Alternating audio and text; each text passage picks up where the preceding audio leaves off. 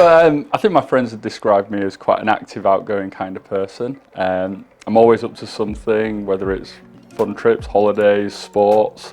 Recently I've got married and had children, so I've got a couple of small kids on the scene at the moment, which is slowing me down a little bit, or I should say changing the types of things that I'm up to at the moment. But it's all good fun. So yeah, I think that's kind of what I'm about, really, is getting the most out of life.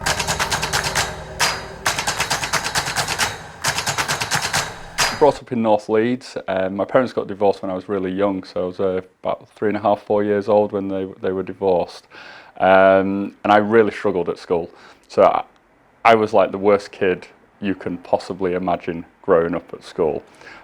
Massively dyslexic and really struggled all the way through. I got expelled when I was 14, I think it was, and that was really the turning point for me. And I ended up going to an absolutely awesome school in Wakefield, and that sort of turned my life around. So I went from being kind of the worst kid you could imagine through to a star pupil, prefect, and on to university from there. So big spin. Big spin, yeah. And I think that was just being in the right environment. So up to that point, I'd not quite been in the right place.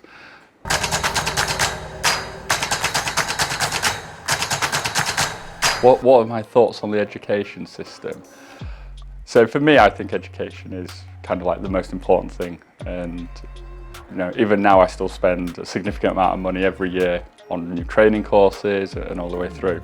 And I think you can only really be as good as you're thinking. So if you're not continuously learning new stuff and developing, then what's it about? It's probably the most important thing to me. I think if we look at mainstream education and sort of how kids are taught and brought up, I'm seeing it in my kids now, how already at the junior school there's tests and standards and homeworks kicking in, and I'm not sure that that's needed or right just yet. I think maybe kids would benefit from having a bit of a nicer experience rather than exams.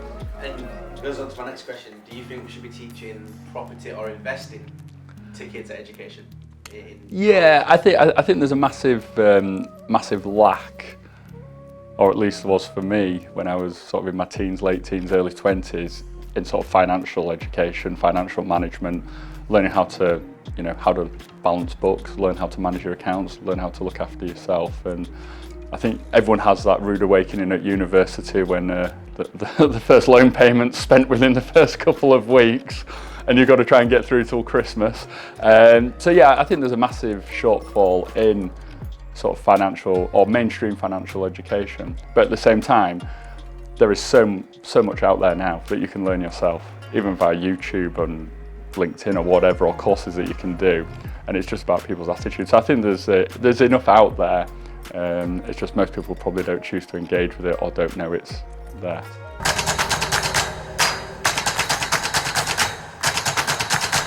I left school with 3 A-levels and I did a gap year straight away. So at 18, I pretty much packed a backpack and set off around the world. So my first stop was India, and I managed to get a TEFL, Teach English as a Foreign Language, job in a Tibetan monastery in northern India. And so I was there for about 4 months, and then travelled around India for a couple of months and headed on up to Nepal and around the world, etc. And that was really good for me because I was quite young, quite green, and literally just packed a bag and went. So I came back, and unfortunately, during that year, towards the end of that year, my sister had a very serious car accident. She was really seriously injured, and it was very touch and go whether she'd actually survive or not.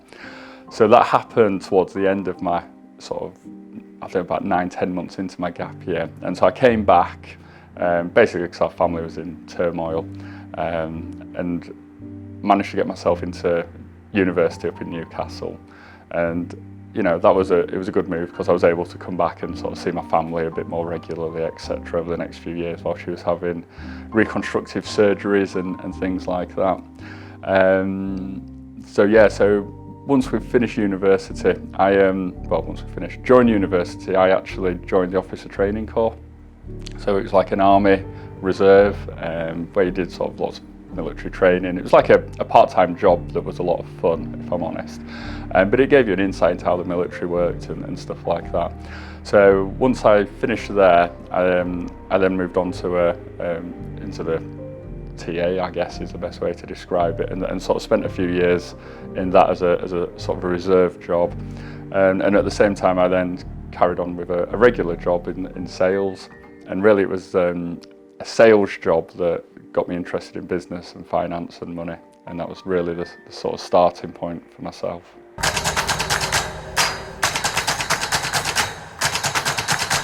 Yeah, so the two biggest takeaways I think you can take away from sort of travelling and from going to university and that sort of like early period of your life is basically self-reliance. So, you know, if something's going to happen, it's up to you.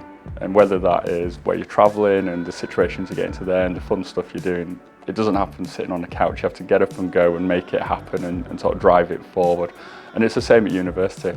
You know, I have so many friends that basically sat on a sofa for 3 years drinking beer, where I came out with like several qualifications, some amazing experiences. You know, there's literally some trips that you'd die for to do now, you absolutely die for. And that was a takeout. What you get out of life, what you put into it, I think is the best way to describe it.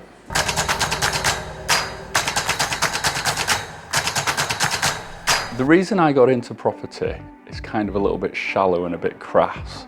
But basically, when I was a student, we had a landlord of our house, and he was terrible, absolutely terrible. He ripped us off, he provided us a really poor quality house, and yet he seemed to make a load of money. And a few years after university, it always sort of just stuck there as, actually, surely I can do this better. Surely I can do a better job at this than he was doing and be successful at it. And I think that combined with I was in a sales job at the time, I could just see how just better customer experience, whether it's tenants or landlords, etc., you could actually build a nice operation. And so that's kind of how I got into it. It was that thought that you could do something better in an industry that's renowned for being terrible. Well, it's true, isn't it? It's yeah. So in 2006 we sort of made the leap and bought our first house. So at this point, my sister has been through a lot of surgery. She's been quite ill, but she's getting back on her feet. And so together, we joined his first joint venture, if you like. So me and my sister partnered up. I had a job so I could get the mortgage. She had some cash, so she put the deposit money in, and we bought and renovated our first property. And that was really what got us going in business.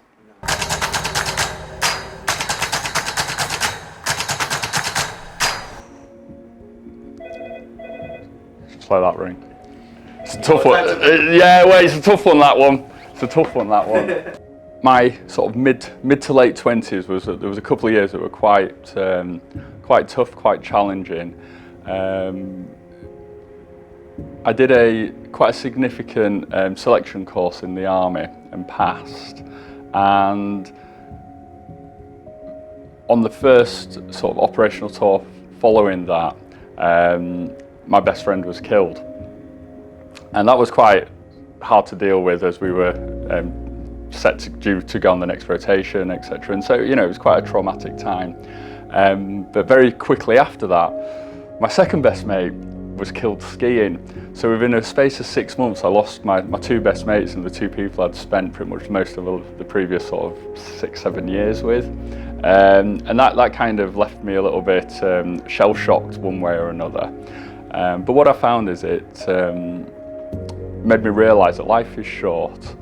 And if you want something to happen, you just need to get out and make it happen and don't wait, because you just never know when you're going to go. I was doing a HGV driving course at the time at an army base, and the phone call came through that my friend had been killed, and it was, you know, report back to the squadron, and you know, let's find out the details of what's happened and make the preparations for the funeral and stuff like that. And 2008 was quite a tough time for the British Army in Afghanistan. There was a lot of people dying, and you know, it was real full-on type of stuff. And so for me, it was it sort of brought it all home. It made it quite real quite quickly. So when it's someone you know, it gets to you. So we had to think about, his parents and family and stuff like that, and sanitising all his kit, and there's quite a few little jobs to do, and then obviously read a eulogy at the funeral, and yeah, it was a tough old time.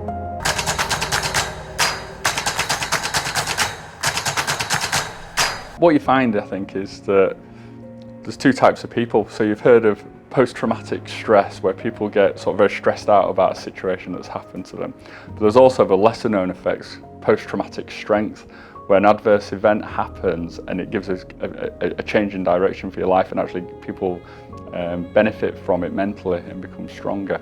Now, I don't know whether that happened to me, but during that time, we ramped up our businesses. I came out of the army, and we made a lot of progress in a very short space of time, and did some really good stuff off the back of that. So it was turned into a positive? For me, yeah. For me, I wouldn't say it was a positive experience. It was quite a traumatic experience, especially as a few months later I lost obviously my friend skiing. So it was like a lot. Yeah, two big things. But yeah, I think I just decided to make a plan and get busy doing it, if that makes sense.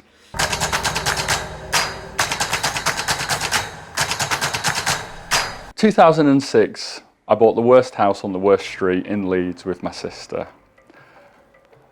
We did all the work ourselves. It was a summer of fun and laughter and tears and pain. It was hard work, but we got there in the end. Since then, we've bought well over 200 houses in Leeds. I've set up a letting agency that I sold that had just under 300 units under management. And in the meantime, I've also been developing larger and larger sites out. So Quattro Property Group was born 4 years ago, and it was a partnership with my friends that have a construction firm. We've done several sites, the most notable being a £9 million GDV scheme in Harrogate Town Centre. They've now retired from the business, and I'm taking it on to the next step with various other deals in the pipeline. Quattro Property Group, we're looking to do a £10 million GDV a year in the next 5 years. We currently have half a dozen schemes either in planning, under option, or that we've completed. And we do this in a range of schemes that we are going to deliver ourselves, or sites that we're just going to gain planning and then sell on. So we're trading sites as well as developing stuff out to keep. So yeah, that's kind of where we are at the moment.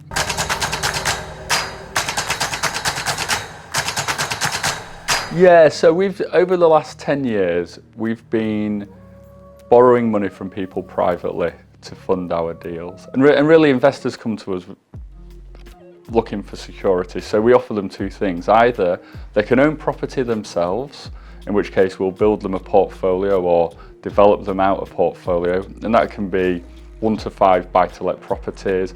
Our best client is over 30 properties now and has just agreed to do a £3.5 million GDV scheme with us. But everything gets started on the slow scale, on the small scale. So we tend to get to know people, understand how it's a partnership, and build it from there. So people either buy properties directly, or if they can't be bothered with that or don't want to be bothered with that, they look to invest cash secured against one of our development deals, in essence. The rates all vary, but typically it's around 8% to 10%, depending on the scheme, depending on the security, etc.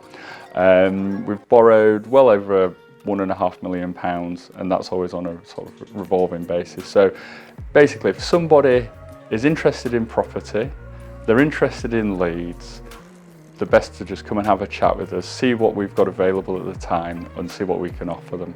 Yeah, if anyone wants to get in touch with us, they can drop me an email at kris@quattropropertygroup.co.uk.